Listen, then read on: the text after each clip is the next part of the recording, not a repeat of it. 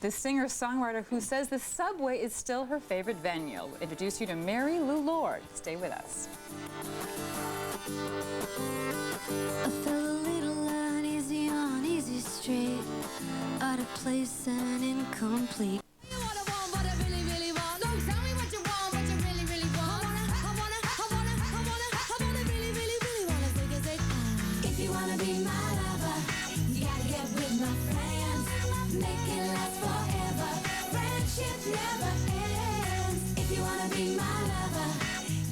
One year ago, the Spice Girls brought their Girl Power Crusade to the top of the charts, something the women of Lilith Fair know all about.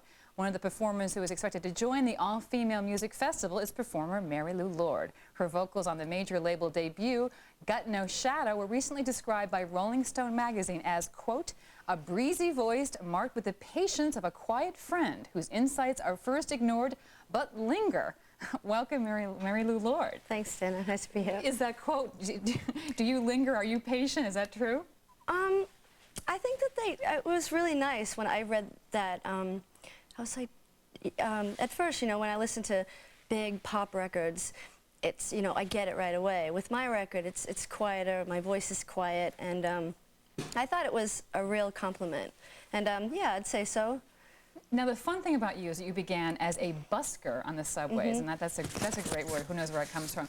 And you really were reluctant. You were courted by all these major labels for quite a while, and you kept them waiting. You were the girl who played hard to get. And of course, this is at the heart of the whole sort of indie label versus you don't want to sell out kind of thing, right? Right. Was that really what the heart of it was? What made you decide to go from the small indie label? It wasn't it the Kill All Rock Stars label in Seattle? Right? It's Kill Rock Stars. Kill Rock Stars label. You left that small one to go to Work, which is a subsidiary of Sony. How did you make the decision to change? Well, I just, my music had grown. It had gotten a lot bigger, and I knew that I probably wouldn't get the shot again, you know what I mean, to make a record, with a budget and have all kinds of musicians come in, and it would be whatever I wanted to make it, I could make it. And I knew that I had this chance, this shot, and I wasn't going to reject it. And I was actually very grateful and fortunate that I got it, so I took it. Do you get a lot of flack from people who think that you've sold out? No, back in the day, I think there's a zine called Maximum Rock and Roll, and a lot of the indie people were down on the majors, but these days it's like there's good majors and there's good indies, but there's also like a lot of stuff that goes on in the indies. It's the same as what goes on in the majors, so it doesn't matter too much anymore these days. Let's eat cake, right? Exactly. Now, do you still perform in the subways, and what's that like? Yeah, it's really great. One of the things about the industry is just like you don't sometimes know what to believe. I mean, there's a lot of BS involved with a lot. So when I play in the subway, it's like my absolute reality. Like the passengers, they don't know what label I'm on. They don't know, about Fiona. They don't know about Jamiroquai. They don't know about the involvement.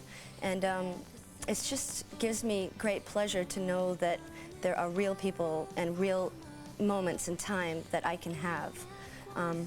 That are just to myself, that have nothing to do with radio, nothing to do with TV, nothing to do with, anything but that moment and the reality of that moment. It's not those big record guys with their cigars all trying to get you drunk, right? Absolutely not. But in the beginning, Jeff and Jordan, the guys that run the work group, they spent at least 3 hours down there on a very cold night during our courtship.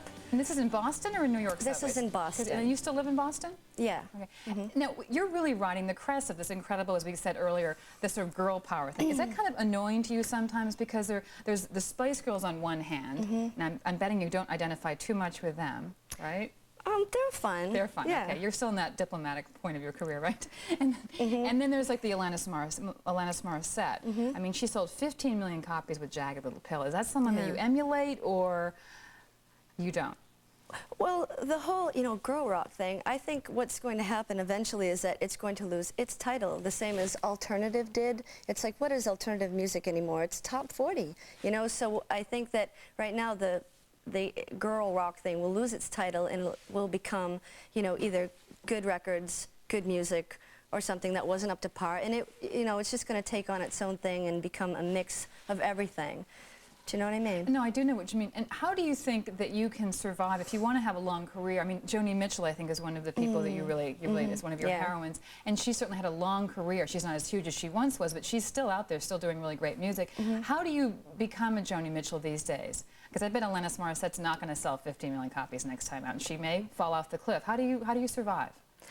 I would say, you know, Sean Colvin is a prime example of how to survive. You know, she's just such a trooper. I mean, and she's your mentor, right? Oh yeah, and it's funny because Joni Mitchell has been her mentor forever, and I think Sean didn't start writing until a little bit later, and people would say, why don't you write too much these days? And she'd be like, well, Joni, and then she really started to kick in, Sean did, and start writing.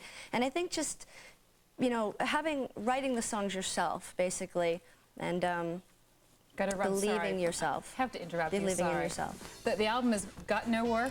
Got no shadow. Got no shadow. Yeah, Sorry. I have plenty of work. Good luck with it. I'm we'll on be the right label. back. Thanks, Mary Lou.